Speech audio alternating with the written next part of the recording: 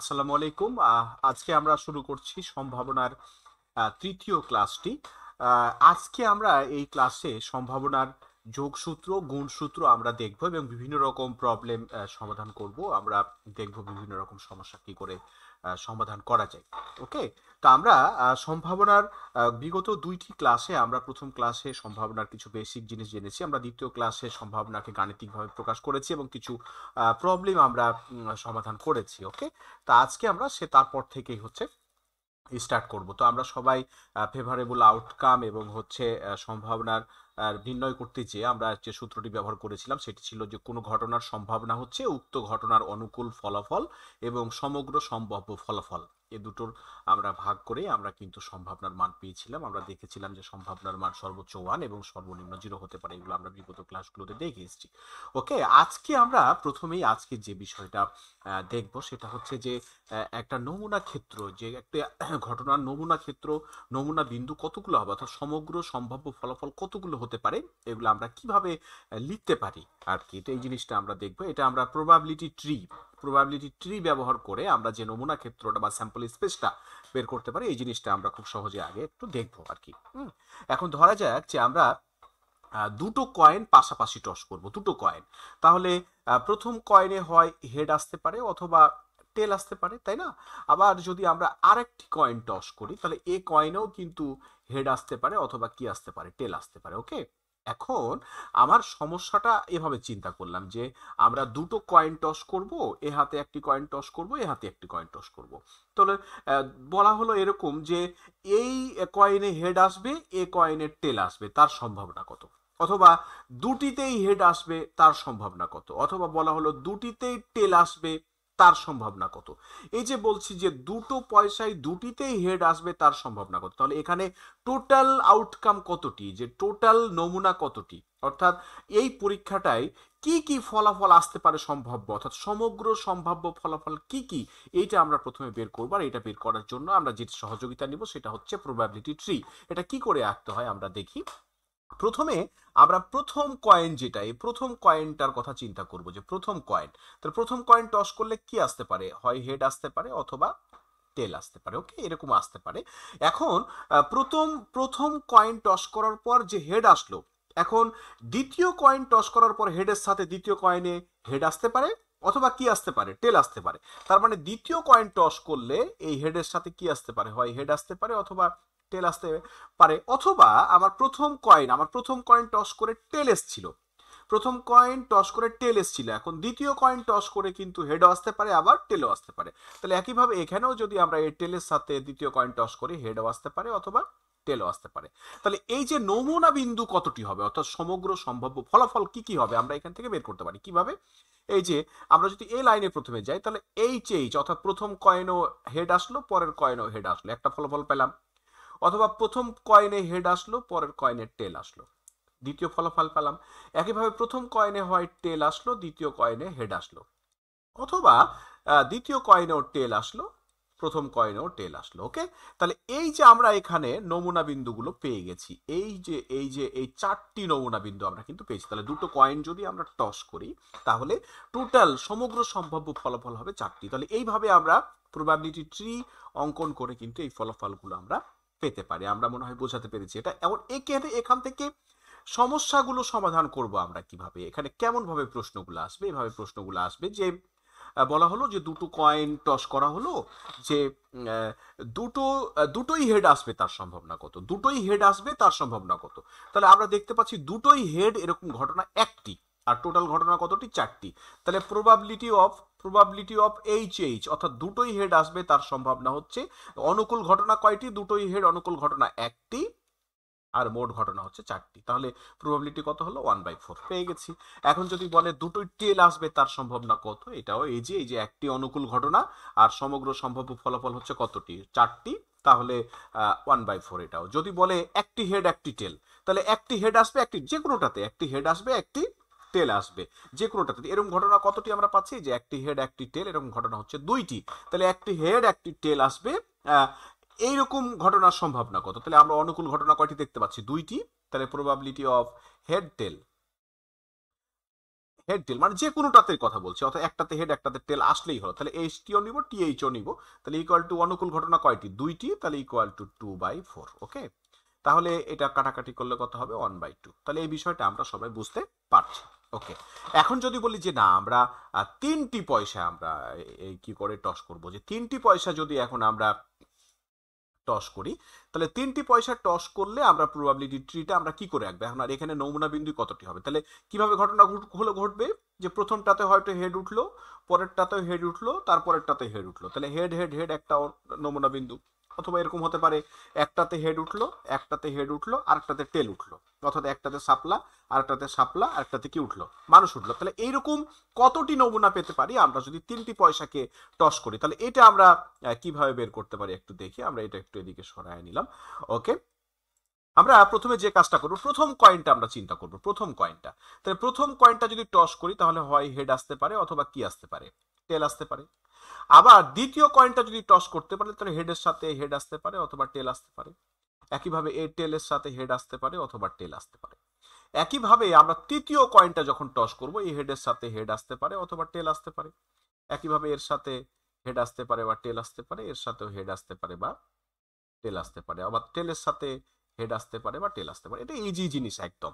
তাহলে এখন যদি নমুনা বিন্দুগুলো আমরা লিখতে চাই এখানে, তাহলে এই লাইনে কি কি আসছে, হয় এইচ এইচ এইচ একটা পয়েন্ট আসতে পারে, অথবা এইচ এইচ টি একটা পয়েন্ট আসতে পারে, এইচ এইচ টি একটা পয়েন্ট আসতে পারে, যে H H H H H T, অথবা কি আসতে পারে, এইচ টি এইচ আসতে পারে, এই যে এইচ টি এইচ আসতে পারে, এইচ টি এইচ আসতে পারে, অথবা এইচ টি টি আসতে পারে, এইচ টি টি আসতে পারে। ওকে, অথবা কি আসতে পারে, টি এইচ এইচ আসতে পারে, এই যে টি এইচ এইচ আসতে পারে, যে টি এইচ এইচ, অথবা কি আসতে পারে, T H T, T H T আসতে পারে, অথবা কি আসতে পারে, টি টি টি আসতে পারে, টি টি টি আসতে পারে, অথবা এই যে এটা নিলাম আগে, তারপরে কি আসতে পারে, টি টি এইচ আসতে পারে, টি টি এইচ আসতে পারে।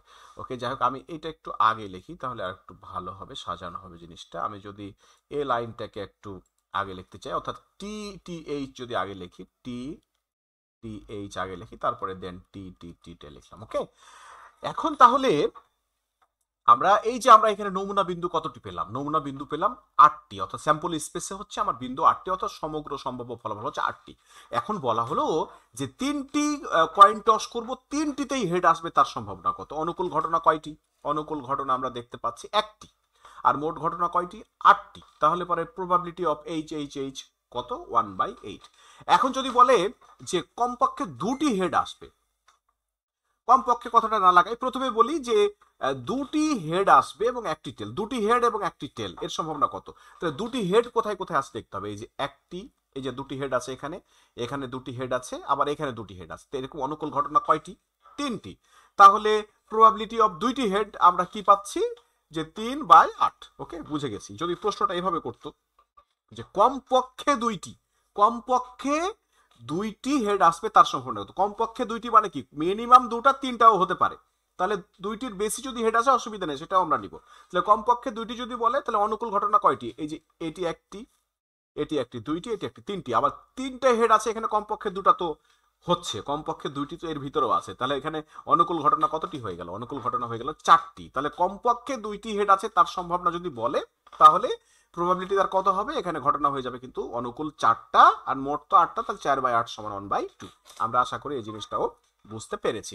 তাহলে আমরা এভাবে প্রবাবিলিটি ট্রি বের করে আমরা কিন্তু সম্ভাব্য কতগুলো সমগ্র ফলাফল আসবে তার স্যাম্পল স্পেসটা কিন্তু আমরা বের করতে পারি। ওকে, তাহলে এরকম যদি এরকম পয়সা না বলে যদি এরকম বলে যে একটি কয়েন টস করব আর একটি কি করব, ছক্কা টস করব, তাহলে প্রবাবিলিটি ট্রি কেমন হবে, তাহলে আগে যদি আমরা এরকম করি, আগে যদি আমরা কয়েনটা টস করে নিই, যে কয়েনটা টস করে কি পেলাম, এইচ পেলাম আর টি পেলাম। এখন একটা কয়েনে হেড উঠলো, আর ছক্কাতে কি কি উঠতে পারে, ছক্কাতে উঠতে পারে 1 উঠতে পারে, 2 উঠতে পারে, 3 উঠতে পারে, 4 উঠতে পারে, 5 উঠতে পারে, অথবা 6 উঠতে পারে। তাহলে এই যে প্রথম পয়সাতে হেড উঠলো, তার সাথে এই আমার হচ্ছে ছক্কার গুটিতে কি উঠতে পারে, হেডের সাথে 1 উঠতে পারে, হেডের সাথে 2 উঠতে পারে, হেডের সাথে 3 উঠতে পারে, হেডের সাথে 4 উঠতে পারে। একইভাবে এই প্রথম পয়সাতে যদি টেল উঠে, তার সাথেও কিন্তু এই এক থেকে এই 6টি যে কোনোটি উঠতে পারে। তাহলে স্যাম্পল স্পেসটা আমরা কিভাবে পাবো, এইচ এর সাথে 1, তারপরে এইচ এর সাথে 2, এইচ এর সাথে 3, এইভাবে করে ডট ডট ডট এইচ এর সাথে কি পাবো 6, একইভাবে টেলের সাথে 1, টেলের সাথে 2, টেলের সাথে 3, ডট ডট ডট টেলের সাথে আমরা 6 পর্যন্ত পাবো। এভাবে আমরা 12টি কিন্তু স্যাম্পল স্পেসে বিন্দু কিন্তু আমরা পাবো। কি বোঝা গেল? এখন এখান থেকে যেভাবে আমাদের প্রবাবিলিটি বের করতে বলুক না কেন, আমরা আশা করা যায় বের করতে পারবো। ওকে, এখন যদি বলে আরেকটা, যদি আমরা বলি, এখন যদি বলে যে দুইটি ছক্কাকে আমরা আমরা হচ্ছে দুইবার টস করব, অর্থাৎ দুইটা ছক্কা, দুই হাতে আমার দুইটা ছক্কা আছে, এটা টস করলাম, এটাও দুইটাই টস করলাম, অর্থাৎ দুইটা ছক্কা আছে, আমরা দুটাকেই টস করলাম। তাহলে এই ছক্কাতে কি কি আসতে পারে? এই ছক্কাতে 1 থেকে 6 পর্যন্ত আসতে পারে, এই ছক্কাতেও কিন্তু 1 থেকে 6 পর্যন্ত আসতে পারে। এখন কথা হলো, প্রথম ছক্কাতে 1 আসলে পরের ছক্কাতে 1 আসতে পারে, প্রথম ছক্কাতে 1 আসলে পরের ছক্কাতে 2 আসতে পারে, প্রথম ছক্কাতে 1 আসলে পরের ছক্কাতে 3 আসতে পারে, প্রথম ছক্কাতে 1 আসলে পরের ছক্কাতে 4 আসতে পারে, প্রথম ছক্কাতে 1 আসলে পরের ছক্কাতে 5 আসতে পারে, আবার প্রথম ছক্কাতে 1 আসলে পরের ছক্কাতে কিন্তু 6 আসতে পারে। ওকে, তার মানে 1 এর সাথেই কয়টা আসছে? এভাবে যদি আমরা চিন্তা করি যে এই যে 1 2 3 4 5 6, আবার 1 এর সাথেই আমি যে প্রথম ছক্কাটা টস করলাম, এই 1 এর সাথেই দ্বিতীয় ছক্কায় কি কি আসতে পারে? 1 আসতে পারে, 2 আসতে পারে, 3 আসতে পারে, 4 আসতে পারে, 5 আসতে পারে, 6 আসতে পারে। তার মানে 1 এর সাথেই আমরা কয়টি বিন্দু পাবো? প্রথম ছক্কায় যদি 1 আসে, পরের ছক্কায় 1 2 3 4 5 6 আসতে পারে। তাহলে 1 1 1 2 1 3 1 4 1 5 1 6। একইভাবে 2 এর সাথেও কিন্তু 1 2 3 4 5 6 পর্যন্ত আসতে পারে। 3 এর সাথেও কিন্তু 1 থেকে 6 পর্যন্ত আসবে, 4 এর সাথেও 1 থেকে 6 পর্যন্ত আসবে, 5 এর সাথেও 1 থেকে 6 পর্যন্ত আসবে, 6 এর সাথেও কিন্তু 1 পর্যন্ত 6 পর্যন্ত আসতে পারে। তাহলে আমরা এখানে এই স্যাম্পল স্পেসে কতটি বিন্দু পাবো? 1 এর সাথে আমরা পাচ্ছি 6টা, 1 1 1 2 1 3 1 4 1 5 1 6, অর্থাৎ এরকম যে আমরা যদি এখানে লিখি 1 প্রথম ছক্কায়, পরের ছক্কায় 1, দ্বিতীয় ছক্কায় 1, পরের ছক্কায় 2, তৃতীয় ছক্কায় 1, প্রথম ছক্কায় 1, পরের ছক্কায় 3, তাহলে প্রথমটাতে 1, পরেরটাতে 4, তার প্রথমটাতে 1, পরেরটাতে 5, প্রথমটাতে 1, পরেরটাতে 6। এই 6টি পয়েন্ট আমরা শুধুমাত্র আমরা প্রথমে 1 এর সাথে পাচ্ছি, একইভাবে 2 এর সাথে পাবো 6টি, 3 এর সাথে 6টি, 4 এর সাথে 6টি, 5 এর সাথে 6টি, 6 এর সাথে 6টি। তাহলে এখানে বিন্দু হবে কতটি? এখানে বিন্দু হবে কিন্তু টোটাল 36টি, 6 6 36টি। এখন যদি বলে যে একটা প্রবাবিলিটি আমাকে বের করতে বললো যে আমি দুইটি ছক্কা টস করলাম, দুই ছক্কাতেই একই রকম সংখ্যা আসবে, তার প্রবাবিলিটি কত? দুটি ছক্কাতেই একই রকম আসবে, তার প্রবাবিলিটি কত? তো একই রকম কোথায় কোথায় হতে পারে? এই যে 1 1, এখানে কি হতে পারে?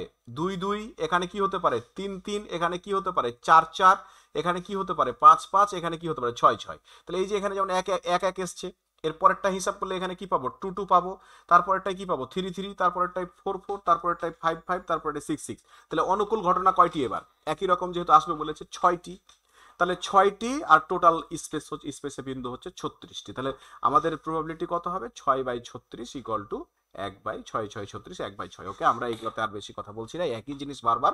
তাহলে পরে আমরা এই যে স্যাম্পল স্পেসটা প্রবাবিলিটি ট্রি এর মাধ্যমে বের করে কিন্তু আমরা এই প্রবলেমগুলো সমাধান করতে পারবো। ওকে, আমরা চলে যাচ্ছি সম্ভাবনার যোগসূত্র এবং গুণসূত্রতে। ওকে, এখন আমরা এই প্রথম ক্লাসে কিন্তু আমরা দুটো জিনিস বলেছিলাম, একটা হচ্ছে মিউচুয়ালি এক্সক্লুসিভ ইভেন্ট বা বর্জনশীল ঘটনা। আমি যদি একটু বলি, পরস্পর বিচ্ছিন্ন ঘটনা আমরা বলেছিলাম যে কোনো পরীক্ষায় যদি একটি ঘটনা ঘটলে অন্যটি না ঘটে, তাহলে এই ধরনের ঘটনাকে আমরা বলেছিলাম পরস্পর বিচ্ছিন্ন ঘটনা। এটাকে বলা হয় মিউচুয়ালি এক্সক্লুসিভ ইভেন্ট, এটাকে আরেকটা নামেও ডাকা হয়, এটাকে বলা হয় একচেটিয়া ঘটনা। ওকে, এই ধরনের ঘটনার ক্ষেত্রে আমরা কি করে প্রবাবিলিটির যোগসূত্রটা ব্যবহার করব আমরা একটু দেখি।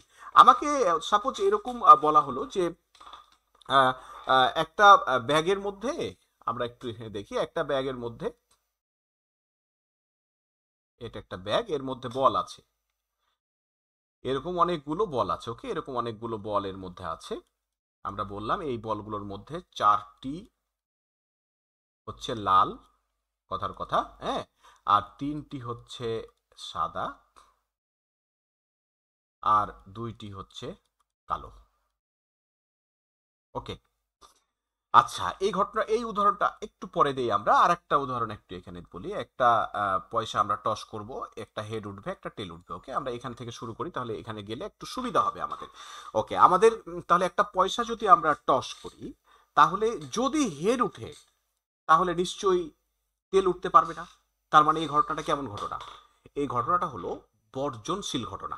ওকে, বর্জনশীল কেন? যে একটা উঠলে যদি আর একটা না উঠে, তাহলে একইভাবে আমরা এটার সাথে এটা বলি, আমাকে বলা হলো যে ব্যাগে হাত ঢুকাও, ব্যাগে হাত ঢুকায় একটা বল তুলো। আচ্ছা, এই বলটা যদি লাল উঠে তাহলে কি কালো হতে পারবে? পারবে না। সাদা হতে পারবে? পারবে না। তার মানে একটা ঘটনা যদি ঘটে তাহলে অন্যটা ঘটতে পারছে না। এই ধরনের ঘটনাগুলোকে বলা হয়, অর্থাৎ একটা ঘটনা ঘটে গেলে যদি অন্য কোনো ঘটনায় আর না ঘটে তাহলে এই ধরনের ঘটনাকে বলে বর্জনশীল ঘটনা, একচেটিয়া ঘটনা বা মিউচুয়ালি এক্সক্লুসিভ ইভেন্ট। এই ধরনের কেসে আমরা যদি এরকম প্রশ্ন আসে যে একটা প্রবাবিলিটি বের করতে বললো যে একটা কয়েন টস করলাম, প্রবাবিলিটি বের করো হেড অথবা টেল আসবে, তার প্রবাবিলিটি কত। অথবা এই ব্যাগের ক্ষেত্রে বললো যে এই ব্যাগে আমরা একটা বল উঠাইলাম, বলটি লাল বা সাদা হবে। কি প্রশ্নটা করছে? লাল এবং সাদা নয়, কিন্তু একসাথে তো ঘটবেই না এটা। অর্থাৎ এই ধরনের মিউচুয়ালি এক্সক্লুসিভ ঘটনার ক্ষেত্রে তো একসাথে ঘটবেই না। সুতরাং এই ধরনের কেসের ক্ষেত্রে একসাথে বের করতে বলবেই না। তার মানে মিউচুয়ালি এক্সক্লুসিভ ঘটনার ক্ষেত্রে একসাথে কখনোই বের করতে বলবে না। বলবে না কখনো যে বলটি, একটা বল তোলা হলো, বলটি লাল এবং সাদা হবে, তার সম্ভাবনা কত? কারণ লাল এবং সাদা হবে তার সম্ভাবনা তো জিরো, কারণ একটি বল তুললে যদি লাল হয় সাদা হতে পারবে না, কালো হতে পারবে না, কারণ একটা ঘটনা আর একটা ঘটনাকে প্রতিহত করছে। তাহলে এই ধরনের ক্ষেত্রে কখনোই বলবে না যে বলটি লাল এবং সাদা হবে, তার সম্ভাবনা কত। হ্যাঁ, কখন বলবে? দুটি বল তোলা হলো, প্রথম বলটি লাল হবে, দ্বিতীয় বলটি সাদা হবে, সেক্ষেত্রে অন্য কথা।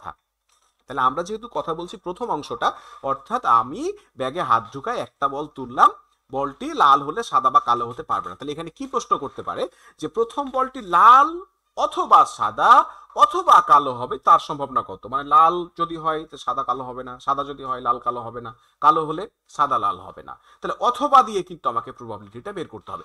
এই ধরনের ঘটনার ক্ষেত্রে, মিউচুয়ালি এক্সক্লুসিভ ঘটনার ক্ষেত্রে, যদি দুটো ঘটনা আমার থাকে, একটি ঘটনা এ একটি ঘটনা বি, তাহলে প্রবাবিলিটি অফ এ অথবা বি, এটাকে আমরা এর সংযোগ বিও বলতে পারি, এটাকে আমরা অথবা পড়ে থাকি। তাহলে এইভাবে এটাকে এভাবে লিখতে পারি, প্রবাবিলিটি অফ এ অথবা বি। তাহলে আমরা বের করতে চাই যে দুটো ঘটনা বা তিনটি ঘটনা, প্রবাবিলিটি অফ তিনটি হলে এ অথবা বি অথবা সি লিখবো। তাহলে কয়েকটি ঘটনা, দুইটি তিনটি ঘটনা, এটাই একটি অথবা আরেকটি ঘটার সম্ভাবনা হচ্ছে তাদের আলাদা আলাদা ঘটার সম্ভাবনার যোগফলের সমান। তাহলে আমরা কি বলছি? দুটি মিউচুয়ালি এক্সক্লুসিভ ঘটনার ক্ষেত্রে তাদের অথবা, অর্থাৎ এ অথবা বি ঘটার সম্ভাবনা বা এ প্রবাবিলিটি অফ এ সংযোগ বি আমরা বলছি ইকুয়াল টু প্রবাবিলিটি অফ এ এবং প্রবাবিলিটি অফ বি এর যোগফল, অর্থাৎ তাদের আলাদা আলাদা ঘটার সম্ভাবনার যোগফলের সমান। ওকে, আমরা কি জিনিসটা বুঝতে পেরেছি? তাহলে নন মিউচুয়ালি এক্সক্লুসিভের ক্ষেত্রে আমরা কিন্তু বলছি না, এটা মিউচুয়ালি এক্সক্লুসিভের ক্ষেত্রে বলছি। তাহলে আমরা যদি এখান থেকে এই প্রবলেমটা একটু দেখতে চাই, তাহলে আমরা কি দেখলাম যে আলাদা আলাদা ঘটার সম্ভাবনা যোগ করলেই তাদের কিন্তু আমরা একটি অথবা আরেকটি ঘটনার সংযোগ বা অথবা আমরা মানটা পেয়ে যাব। ওকে, তাহলে আমরাকে বললো যে এখানে 4টি লাল, 3টি সাদা এবং 2টি কালো আছে। আমরা বুঝতেই পারছি একটি বল তুললে সেটা মিউচুয়ালি এক্সক্লুসিভ ঘটনা হবে। তাহলে এখন প্রশ্ন করলো যে একটি বল তোলা হলো, বলছে বলটি লাল অথবা সাদা হবে, তার সম্ভাবনা কত? কি বলছে? প্রবাবিলিটি অফ লাল অথবা সাদা, প্রবাবিলিটি অফ লাল অথবা সাদা। তাহলে এইটা ইকুয়াল টু আমরা কি লিখতে পারি? এটা ইকুয়াল টু লিখতে পারি probability of Lal plus probability of সাদা। ওকে, প্রবাবিলিটি অফ লাল যোগ প্রবাবিলিটি অফ সাদা। ওকে, এখন তাহলে আমরা গতকালকের ক্লাসে কিছু প্রবাবিলিটি অফ লাল বের করতে শিখেছি। প্রবাবিলিটি অফ লাল কত? এখানে লাল অনুকূল ঘটনা কতটি? অনুকূল ঘটনা 4টি, আর মোট ঘটনা কতটি? 4 আর 3 7 আর 2 9। তাহলে ইকুয়াল টু আমরা কি বলতে পারি? Probability of Lal equal to 4/9 যোগ আমরা এখানে কি লিখতে পারি? প্রবাবিলিটি অফ সাদা বল রয়েছে 3টি, টোটাল হচ্ছে 9টি, তাহলে 3/9। ওকে, আশা করি যে কোনো সমস্যা হচ্ছে না। এখন আমরা এটাকে লসাগু যদি করে ফেলি, 9 আর 9 লসাগু হচ্ছে 9, তাহলে উপরে 4 যোগ 3 ইকুয়াল টু 7/9। তাহলে আমরা এই ধরনের প্রবলেমগুলো আশা করা যায় যে করতে পারবো। তাহলে যে কোনো মিউচুয়ালি এক্সক্লুসিভ ঘটনার ক্ষেত্রে যদি অথবা ওখানে দিতে বাধ্য, মিউচুয়ালি এক্সক্লুসিভ ঘটনার ক্ষেত্রে, তাহলে যদি আমাদের এটা অথবা এটার সম্ভাবনা, তাহলে আমাদের যদি আরেকটা অঙ্ক আমরা এখান থেকে করি, যে প্রবাবিলিটি লাল অথবা সাদা অথবা কালো এরকম যদি বলে, তাহলে তার সাথে কি হবে, প্রবাবিলিটি অফ লাল যোগ প্রবাবিলিটি অফ সাদা যোগ প্রবাবিলিটি অফ কালো, তাহলে আশা করা যায় করতে পারবো। এখন যদি পয়সার ক্ষেত্রে আমরা বলি যে একটি পয়সাকে টস করা হলো, টস করলে পারে যে হেড অথবা টেল আসবে তার সম্ভাবনা কত, তাহলে প্রবাবিলিটি অফ হেড অথবা টেল, প্রবাবিলিটি অফ হেড অথবা tail equal to probability of head যোগ প্রবাবিলিটি অফ টেল। ওকে, তাহলে প্রবাবিলিটি অফ হেড কত, ঘটনা এখানে দুটি, তাহলে 1/2 প্লাস 1/2 ইকুয়াল টু লসাগু কত 2, তাহলে এখানে কত হবে 1 প্লাস 1 ইকুয়াল টু 2/2 সমান কত 1। এই যে প্রবাবিলিটি 1 হয়ে গেল, নিশ্চিত ঘটনা হয়ে গেল। কেন এটা নিশ্চিত ঘটনা হলো, সর্বোচ্চ মান চলে এসেছে কেন, কারণ একটি পয়সা টস করলে হেড অথবা টেলই তো আসবে, এর বাইরে কিছু নাই। কেউ যদি বলে যে আমি একটা পয়সা টস করব, হয় হেড আসবে না হয় টেল আসবে, নিশ্চিত, আসলেই তো নিশ্চিত, কারণ দুটোর মধ্যে একটা তো আসবেই। ওকে, তাহলে আমরা তাহলে মিউচুয়ালি এক্সক্লুসিভ ইভেন্টের ক্ষেত্রে আমরা কিভাবে আমরা প্রবাবিলিটির যোগসূত্র আমরা কাজ করতে পারি আমরা কিন্তু বুঝতে পারলাম। ওকে, এখন তাহলে মিউচুয়ালি এক্সক্লুসিভ ঘটনা তো আমরা সবাই আশা করা যায় যে বুঝতে পেরেছি। ওকে, আমরা এখন বলছি যদি সেটা নন মিউচুয়ালি এক্সক্লুসিভ হয়, অর্থাৎ ঘটনাটা যদি বর্জনশীল না হয়, ঘটনাটা যদি একচেটিয়া না হয়, একটি আসলে যদি আরেকটিও আসতে পারে, তাহলে সেক্ষেত্রে আমরা কিভাবে কাজটা করব একটু দেখি। আচ্ছা, আমি বললাম যে আমি একটা ছক্কার গুঠি টচ করব, ছক্কার গুঠি টস করব মানে ফেলবো, তাহলে কি কি আসতে পারে, এখানে আসতে পারে 1 2 3 4 5 6। ওকে, এখন এখানে প্রশ্ন করলে এভাবে যে প্রবাবিলিটি বের করতে হবে, প্রবাবিলিটি বের করতে হবে কার, প্রবাবিলিটি বের করতে হবে বলছে জোড় অথবা মৌলিক, জোড় অথবা মৌলিক। তাহলে প্রবাবিলিটি অফ জোড় অথবা মৌলিক, তাহলে আমি ছক্কার গুটি টস করলে জোড় সংখ্যা কি কি আসতে পারে, 2, একটা হচ্ছে 4 আর একটা হচ্ছে 6। তাহলে এই জোড়ের অনুকূল ঘটনা কি কি, আমার মোট ঘটনা কিন্তু 6টি, তাহলে জোড়ের অনুকূল ঘটনা হচ্ছে 2 4 এবং 6। ওকে, আবার মৌলিকের অনুকূল ঘটনা কি কি, মৌলিকের অনুকূল ঘটনা হচ্ছে 2, একটা হলো 3 আর একটি হলো 5। ওকে, তাহলে আমরা জোড়ের অনুকূল ঘটনাও পেয়েছি, আমরা মৌলিকের অনুকূল ঘটনাও পেয়েছি। একটা মজার ব্যাপার হচ্ছে এখানে কিন্তু একটি পয়েন্ট পেয়েছি যেটা দুই জায়গাতে আছে, তার মানে ঘটনা কি বর্জনশীল হলো, বর্জনশীল হলে কথা কি ছিল, একটি ঘটলে আর একটি ঘটবে না। আমরা চেয়েছি জোড় অথবা মৌলিক, তার মানে কি, তাহলে জোড় আসলে মৌলিক আসতে পারবে না মিউচুয়াল এক্সক্লুসিভ হলে, আবার মৌলিক হলে জোড় আসতে পারবে না। এখন আমি ছক্কার গুটিটা ফেললাম, 2 উঠে গেল, 2 উঠলে কি কাহিনী ঘটলো, 2 উঠলে তো কি ঘটনা ঘটে গেল, 2 যেহেতু উঠে গেছে এটা জোড়ও হয়ে গেছে আবার মৌলিকও হয়ে গেছে, তার মানে এই যে ঘটনাটা আমি যে চাচ্ছি জোড় অথবা মৌলিক, এটা কিন্তু মিউচুয়ালি এক্সক্লুসিভ হলো না। তাহলে এই ধরনের কেসে আমরা কিভাবে কাজটা করব, এই ধরনের কেসে আমরা যে কাজটা করব, এই যে এটাকে আমরা যেটা করব প্রবাবিলিটি অফ জোড় বের করব, তারপরে যেটা করব প্রবাবিলিটি অফ মৌলিক বের করব, তারপরে এখান থেকে আমরা বাদ দিয়ে দিব যে কমন যে অংশটা, কমন যে অংশটা এটা আমরা বাদ দিয়ে দিব, যে প্রবাবিলিটি অফ জোড় এবং মৌলিক, প্রবাবিলিটি অফ জোড় এবং মৌলিক, এই যে এই অংশটা কিন্তু আমরা বাদ দিয়ে দিব। তার মানে কি দাঁড়ালো, আমি যদি এটাকে সূত্র আকারে লিখি, প্রবাবিলিটি অফ এ সংযোগ B equal to probability of A plus probability of B minus probability of A ছেদ বি, অর্থাৎ এ এবং বি, প্রবাবিলিটি অফ এ এবং বি দুটো একসাথে ঘটার সম্ভাবনাটা আমরা ওখান থেকে বাদ দিয়ে দিই। ওকে, তাহলে এটা যদি আমরা হিসাব করি তাহলে কিভাবে পাবো, প্রবাবিলিটি অফ জোড়, তাহলে এখানে অনুকূল বিন্দু কয়টি, আমরা অনুকূল 2 4 6 3টি, আর মোট হচ্ছে 6টি, তাহলে 3 প্রবাবিলিটি অফ জোড় ইকুয়াল টু আমরা কি পাচ্ছি, এখানে লিখি 3/6 প্লাস প্রবাবিলিটি অফ মৌলিক এখানেও রয়েছে 3টি, তাহলে 3/6 মাইনাস প্রবাবিলিটি অফ জোড় এবং মৌলিক, জোড় এবং মৌলিক বিন্দু কয়টি রয়েছে, কমন বিন্দু কয়টি, একটি, তাহলে এই মাইনাস 1/6। ওকে, তাহলে অনুকূল ঘটনা বাই 6, তাহলে এটা এখন হিসাব যদি করি 6, তাহলে এখানে 3 প্লাস 3 মাইনাস 1, তাহলে কত, 3 3 6 বিয়োগ 1, তাহলে কত হলো 3 3 6 মাইনাস 1, তাহলে ইকুয়াল টু 5/6।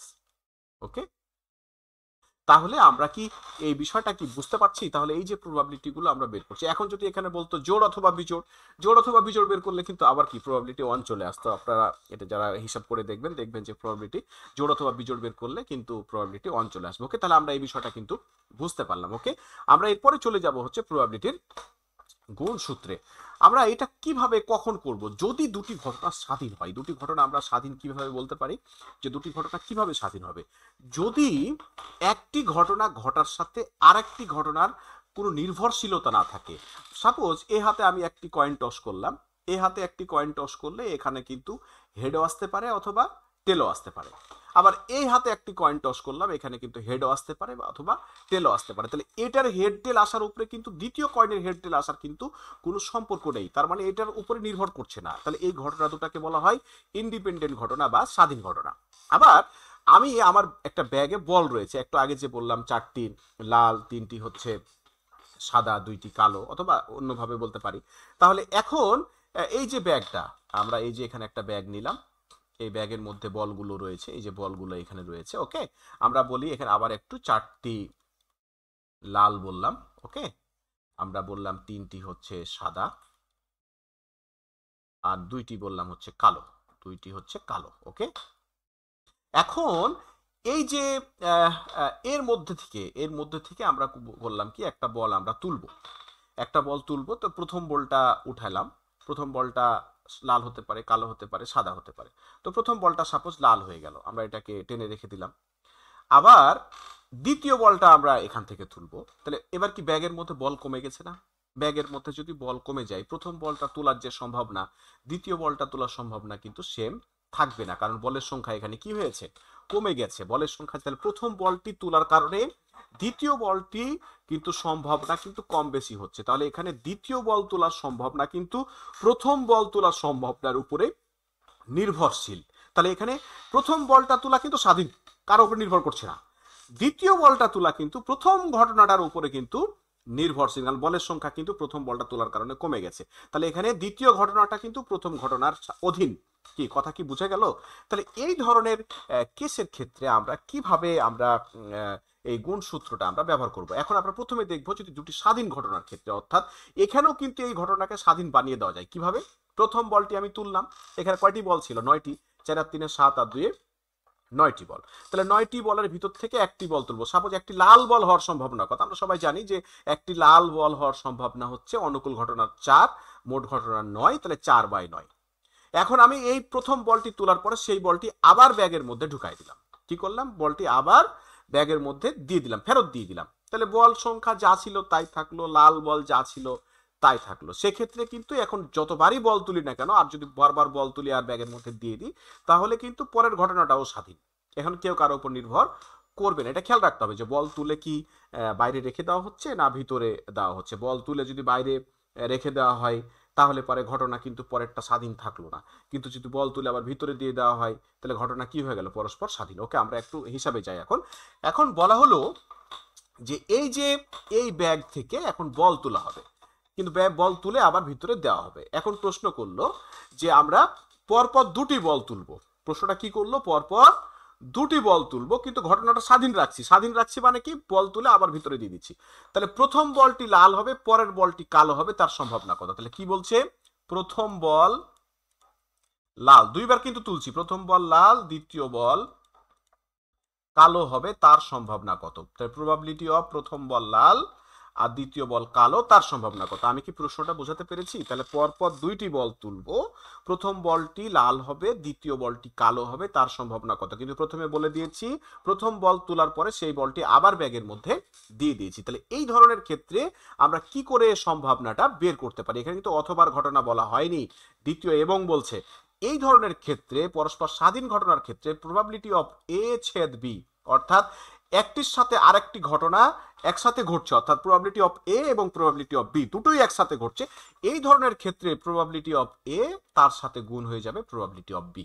আমি কি বোঝাতে পেরেছি? তাহলে ইন্ডিপেন্ডেন্ট ঘটনার ক্ষেত্রে দুটো ঘটনা একসাথে ঘটার সম্ভাবনা হচ্ছে প্রবাবিলিটি অফ এ গুণিত প্রবাবিলিটি অফ বি। ওকে, তাহলে এটা আমরা উদাহরণটা দিয়ে দিই। তাহলে প্রবাবিলিটি অফ প্রথম বল লাল গণিত দ্বিতীয় বল কালো, তাহলে আমরা এটা কিভাবে হিসাব করতে পারি? তাহলে প্রবাবিলিটি অফ, তাহলে এখানে আমরা কি করব, প্রবাবিলিটি অফ লাল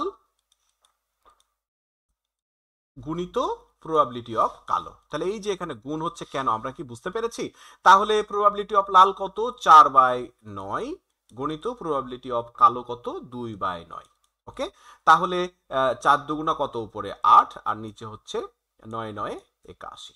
ওকে, এই যে আমরা অ্যান্সারটা পেয়ে গেছি। ওকে, এখন যদি বলে যে প্রথম আমি 3বার তুলবো বল, তাহলে প্রথম বল লাল হবে, দ্বিতীয় বল কালো হবে, তৃতীয় বল সাদা হবে। কিন্তু প্রথম বলটা তোলার পর সেই বলটা আবার ফেরত দেওয়া হয়েছে ব্যাগে, দ্বিতীয় বল তোলার পর সেই বলটা আবার ফেরত দেওয়া হয়েছে ব্যাগে, আবার তৃতীয় বল তোলার পরও সেই বলটাও ব্যাগে ফেরত দেওয়া হচ্ছে। তার মানে কি, ব্যাগে বল সংখ্যার কিন্তু কোনো পরিবর্তন হচ্ছে না, ঘটনাটা ইন্ডিপেন্ডেন্ট থাকছে। সেক্ষেত্রে এবার কি করবো, প্রবাবিলিটি অফ প্রথম বল লাল, দ্বিতীয় বল কালো, তৃতীয় বল সাদা সমান প্রবাবিলিটি অফ লাল গণিত প্রবাবিলিটি অফ কালো গণিত প্রবাবিলিটি অফ সাদা। জাস্ট তিনটাকে আমরা গুণ করে দিলে কিন্তু রেজাল্টটা পেয়ে যাব। কিন্তু যদি এবার বলে যে বল তোলার পরে সেই বল আর ফেরত দেওয়া হচ্ছে না, তাহলে সেক্ষেত্রে আমরা হিসাবটা কি করে করব একটু দেখে নেই। যদি বল তোলার পরে সেই বলটা যদি ব্যাগে ফেরত দেওয়া না হয়, তাহলে ঘটনা কি হয়ে গেল, ঘটনা হয়ে গেল ডিপেন্ডেন্ট। আর ডিপেন্ডেন্ট ঘটনার ক্ষেত্রে আমাদের গুণসূত্রটা কিভাবে কাজ করবে? তাহলে দুটো ঘটনা আছে আমার কাছে, একটা হচ্ছে এ, একটা হচ্ছে বি, কিন্তু আমরা বলছি বি ঘটনাটা এ ঘটনার উপর নির্ভরশীল। তাহলে সেক্ষেত্রে এবার কি হবে, প্রবাবিলিটি অফ এ ছেদ B equal to probability of A গুণিত প্রবাবিলিটি বি এর প্রবাবিলিটি বের করব কিন্তু এ এর শর্তাধীনে। তাহলে আমরা কিভাবে লিখছি, যে প্রবাবিলিটি অফ বি এর শর্তাধীন, অর্থাৎ প্রবাবিলিটি বি এর সম্ভাবনা নির্ণয় করব এর শর্তাধীনে। কেন, এখানে কিন্তু বি ঘটনাটা এ ঘটনার উপর নির্ভরশীল। তাহলে এখন একটা অঙ্ক করি, তাহলে আমাদের বুঝতে সুবিধা হবে। এখন আমাদের প্রশ্ন করলো যে আমরা এখান থেকে এই একই অঙ্ক আমরা এখান থেকে দুটো বল তুলবো। কয়টি বল তুলবো, দুটো বল তুলবো। প্রশ্ন করছি যে প্রথম বলটা লাল হবে এবং দ্বিতীয় বলটি কালো হবে, তার সম্ভাবনা কত? প্রথম বলটি লাল হবে, দ্বিতীয় বলটি কালো হবে, তার সম্ভাবনা কত? কিন্তু প্রশ্নে বলে দিয়েছে প্রথম বল তোলার পরে আর সেই বলটি ব্যাগে কিন্তু ফেরত দেওয়া হয়নি। তাহলে আমরা কিভাবে করব? এবার তাহলে কিভাবে আমরা হিসাবটা করব? অথবা যদি এভাবে বলি যে আমরা একটু সহজ করি অঙ্কটাকে আরো, যে আমরা পরপর দুটি বল তুলবো, দুটি বলই লাল হবে, তার সম্ভাবনা কত? ওকে, তাহলে প্রথম বলটি তুলবো সেটিও লাল হবে, দ্বিতীয় বলটি তুলবো সেটিও লাল হবে, তার সম্ভাবনা কত? এটা আগে আমরা বের করি। কিন্তু প্রথম বল তোলার পরে সেটি আর ব্যাগে ফেরত দেওয়া হয়নি। ওকে, তাহলে আমরা এবার কি করব, তাহলে প্রবাবিলিটি অফ এ আগে বের করব। তাহলে প্রবাবিলিটি অফ এটা বের করি আগে। তাহলে প্রবাবিলিটি অফ এ কত, প্রথম বলটি লাল, তো প্রথমে তো ব্যাগে 9টি বল আছে আর 4টি হচ্ছে লাল, তাহলে 4/9। ওকে, প্রবাবিলিটি অফ এ বের হয়ে গেল, কোনো সমস্যা নাই। এবার সমস্যাটা, এবার আমাকে বের করতে হবে প্রবাবিলিটি অফ বি, অর্থাৎ দ্বিতীয় বলটাও লাল। তাহলে দ্বিতীয় বলটাও যদি লাল বের, প্রবাবিলিটি অফ বি কিন্তু এর শর্তাধীনে। ওকে, কিভাবে বের করব? এখন কি ঘটনা ঘটেছে, আমি একটি বল এখান থেকে তুলে নিয়েছি। একটি বল যেহেতু তুলে নিয়েছি, তাহলে মোট বল কয়টি হয়েছে? মোট বল হয়েছে হচ্ছে এখানে 8টি। ওকে, এখন আমরা কথা ছিল কি, প্রথম বলটি লাল তুলেছি, তাহলে প্রথম বলটি যেহেতু লাল তুলেছি, তাহলে লাল বল কি এখন আর 4টি আছে না কয়টি হয়েছে? প্রথম বলটি যেহেতু লাল তুলে নিয়েছি, তাহলে তাহলে লাল বলও কমে গেছে, লাল বল কমে 4টা থেকে কয়টা হয়েছে, 4টা থেকে 3টা হয়েছে। তাহলে কত হয়েছে, প্রবাবিলিটি অফ বি এর শর্তাধীনে 3/8। এবার আমরা কি করব, মানটা যদি এখানে বসাই 4/9 ইন্টু 3/8, তাহলে কত হলো, 3 4 12 আর 8 9 হচ্ছে 72। ওকে, আমরা রেজাল্ট পেয়ে গেছি। এখন যদি ভাগ করি 6 বারং 72, কাটাকাটি করে রেজাল্ট হয়ে যাবে। এখন যদি এই অঙ্কটায় আমরা যদি এভাবে বলি যে প্রথম বলটি লাল হবে, দ্বিতীয় বলটি কালো হবে, তার সম্ভাবনা কত? তাহলে প্রথম বল লাল আর দ্বিতীয় বল বলছি কি কালো, তাহলে প্রথম বল লাল, তাহলে প্রথমে আমরা কি করব, প্রথম বলটি যেহেতু লাল, তাহলে লালের সম্ভাবনা খেয়াল রাখতে হবে কোনটা আগে বলছে। তাহলে প্রথমে লাল বল, তাহলে প্রবাবিলিটি অফ এ, তাহলে এটাকে লাল ধরলাম। তাহলে লাল বল 4টি, প্রথম ঘটনায় কোনো সমস্যা নাই, মোট আছে 9টি। ওকে, শেষ। এবার হচ্ছে প্রবাবিলিটি অফ বি, অর্থাৎ এবার কালো বল। আচ্ছা, মোট বল কমে গেছে, মোট বল কমে 9টা থেকে কয়টা হয়েছে, একটা বল বের হয়ে গেছে 8টা।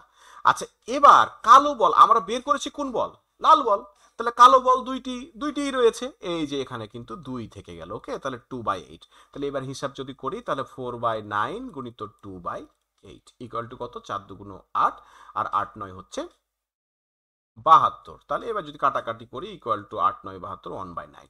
আশা করা যায় যে আমরা এই প্রশ্নের উত্তরও কিন্তু বুঝতে পেরেছি। তাহলে এইভাবে আমি যখন অঙ্ক করব তখন আসলে কি অঙ্ক আমাকে বের করতে বলছে খেয়াল রাখতে হবে যে দুটো ঘটনা একসাথে ঘটার কথা বলছে কি, যে দুটো ঘটনা যদি একসাথে ঘটার কথা বলে যে এটা এবং এটা ঘটবে, সেক্ষেত্রে কিন্তু আমরা গুণসূত্রের দিকে যাব এবং আমরা দেখব যে এটা প্রথমটার উপরে তৃতীয়টা শর্তাধীন আছে কিনা বা স্বাধীন কিনা। স্বাধীন যদি হয় তাহলে সরাসরি দুটো সম্ভাবনা আমরা গুণ করে দিব, আর স্বাধীন যদি না হয় তাহলে দ্বিতীয়টার সম্ভাবনা বের করার সময় কিন্তু আমাকে খেয়াল রাখতে হবে যে আমরা এটা কিভাবে বের করব। ওকে, আশা করা যায় যে আমরা বিষয়টা বুঝতে পেরেছি। তাহলে এভাবে অনেক রকমের ম্যাথমেটিক্স কিন্তু আপনারা সমাধান করতে পারেন। সমাধান করতে যেয়ে যদি কোনো সমস্যা হয় অবশ্যই আমার পেজে অবশ্যই কমেন্ট আকারে জানাবেন, বা কোনো বেশি সমস্যা হলে লিখিত আকারে কোশ্চিন আকারে আমাকে ছবি তুলে কমেন্ট করতে পারেন। আমরা এর পরবর্তীতে আমরা একটা কোশ্চিন দেব সমাধান করার জন্য। আশা করা যায় সবাই উত্তর করবেন। তো ভালো থাকবেন সবাই। খোদা হাফেজ। আসসালামু আলাইকুম।